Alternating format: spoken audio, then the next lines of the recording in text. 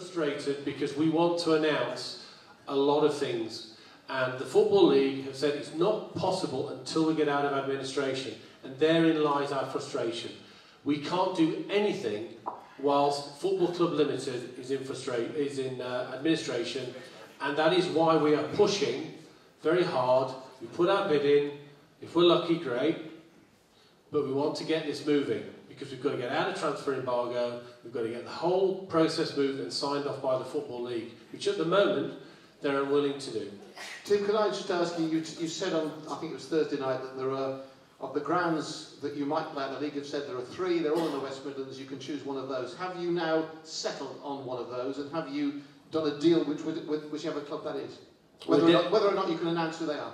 Yeah, we have got down to 2, and we have just basically got those in abeyance at the moment until we sit down with the Football League, because the Football League also has to agree where you go ground shares. You just don't turn up with a piece of paper which says we're going to X. They have to ratify it. The Football League, the full board of the Football League, has to sign it off. It has to see the plans and everything. So we're running... There has been a suggestion on the forums that actually, if you don't get this sorted by the start of the season, there may be yet another ground involved, an interim ground. So you could have 3 grounds in play. Is that the case or not? No, it's not the case. So you will play next season at one of these 2 in the West Midlands that the league has told you can choose from? That is the plan. Okay. Question here, then we'll come over there. Question here. Tim, I think my name's Steve. You're obviously fed up with me in the last 3 nights. The other night, you already brought the subject up about an individual who worked for the academy who said that he was employed by Coventry City Limited. Yes?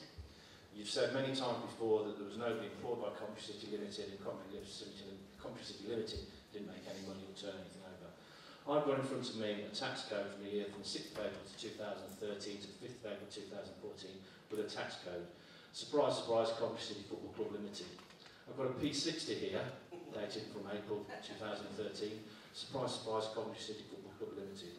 Would you like to explain, please? Steve, we have found contracts in a whole number of different guises and counterparties. So, for example, we've got holdings, we've had some Football Club Limited, we've even had Bastion, and we've actually got some which just say Coventry City Football Club. Okay, question here, tell us who you are. I'm Alex Warwick, and my question, I hope, is a simple one. From everything you've seen over these past couple of days, my only question is, why does CC want to stay? I don't understand. We are poorer in terms of money and players than we were when you started. We're in a lower league. You're not making any money. You're never going to make a lot of money from a football club. You're not Coventry born and bred, nor is its owner. You don't care about the club. You're not here. Why do you want to stay? You're not going to make any money. You're never going to.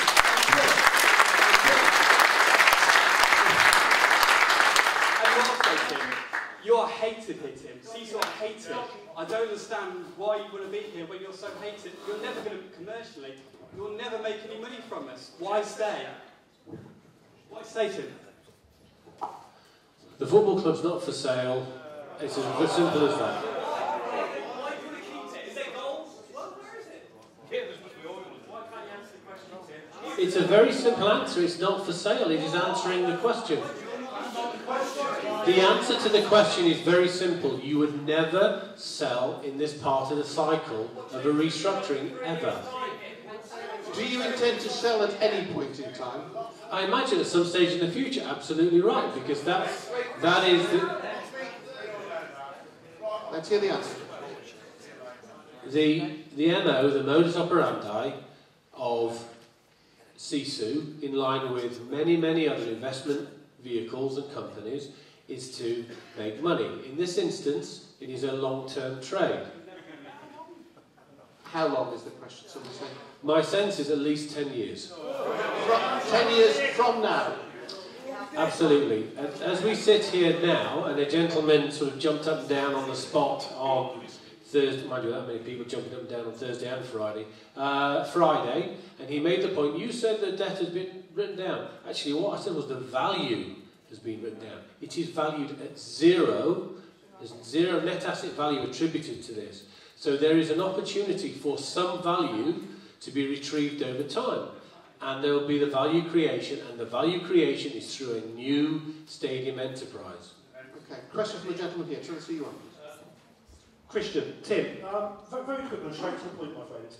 I don't want to talk about 95, I don't want to talk about the new stadium being built the next 3 years. You want to move us out of the city, okay? On Thursday you said that you'd be looking at, if we're crap, 3,000 fans, if we're good, 8,000 fans. For the sake of the argument, let's say 5,000 fans, for the league games only, 100,000 in total, paying a discounted ticket price, okay? How is that going to bring in more revenue than last season? 250,000 fans paid full price tickets at the Rico for league games.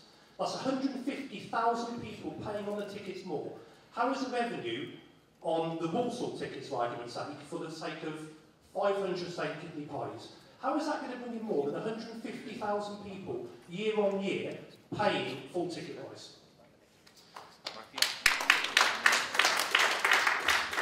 Christian, it doesn't make money in the next 3 years. We have been... Okay, year on year. I mean, there's 150,000 fans difference. Now, finance man, would you rather 150,000 people Christian, pay full ticket price, just let me finish, or would you rather have the revenue on 3,000 pies? Christian, although I look like I've eaten a lot of pies, there's more to this than pies. Now, with regard to a ground share, it will lose money. The fact is, and it is a very plain, very simple fact, in black and white, we have been told there is no deal at the Rico. So we've... Christian, please. So, we have had to make contingency plans, which is what we did. Now, the vision is a stadium, which is not just about selling pies and beer, it's about selling pies, beer, having naming rights for the stadium, being able to sell advertising, whether that's stand advertising, whether that's round the pitch advertising. That has got to be the aim, and that is the only aim. How we get there, it's going to be a rough old ride. But if the doors have been shut on the Rico, then we have no option. Let me pick you up, and Chris has just made the point here. You say there was no deal, there is no deal with Rico. There was a deal, people believe, on the table for you to pay £400,000 rent instead of the 1.3 million, whatever. Why was that not acceptable? Stuart, that deal was more than acceptable, and we thanked ACL for coming down from 1.3 million. The point was we couldn't share in the required revenues. So, for example... So what revenues couldn't you share in? Well, we couldn't get... We were offered all the matchday revenues. We were offered these at the end of 2011. We were offered them for a princely sum of 24 million. And the club were not prepared to pay out 24 million. 24 million for a... 24 million pounds for a series of revenues which are capped. Why are they capped? They're capped because the business model at ACL is not a business model which monetises or sweats the asset, which is fine. I'm not being critical of that. That is what they want to do. That is totally their prerogative. So, for example, we couldn't participate in food, beverage and catering to anything less than an unmeaningful extent because ACL had done a deal, and again, it's their prerogative, none of our business, where they'd sold forward all the food, beverage and catering rights to Compass and set up a new company. Again, that may have been very wise from their perspective, but for us, it gave us a massive problem, and it was just an intractable problem. And when you talk about ACL not sweating the asset, you mean they're not using the Rico enough to make enough profit to make it worth your while being part of that deal? That's right. Okay, let's go with the gentleman here.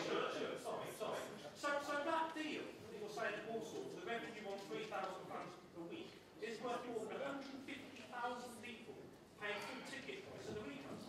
No, Christian. I'm just talking about the next 3 years. Yeah, Christian, well, unfortunately, you can't talk about the next 3 years without accounting for the years that follow, because this is a simple IRR calculation. So we have, in effect, a cost for the first 3 years, and then we build out the growth of income.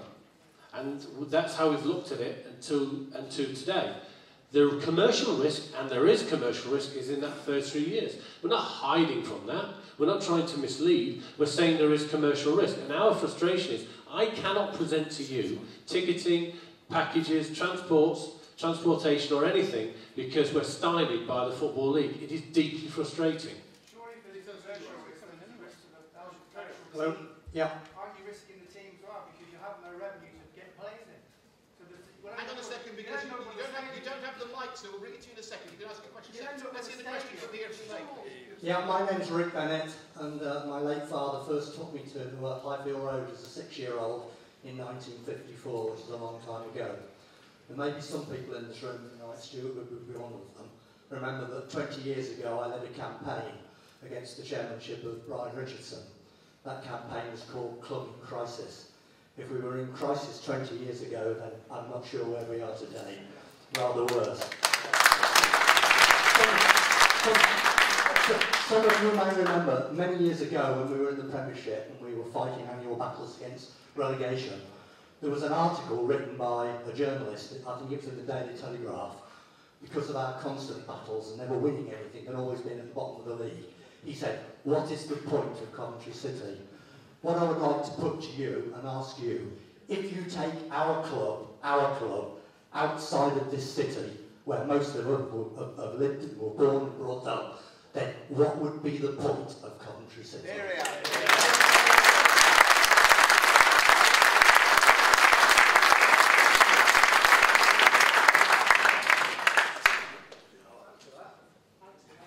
Do you have an answer for that?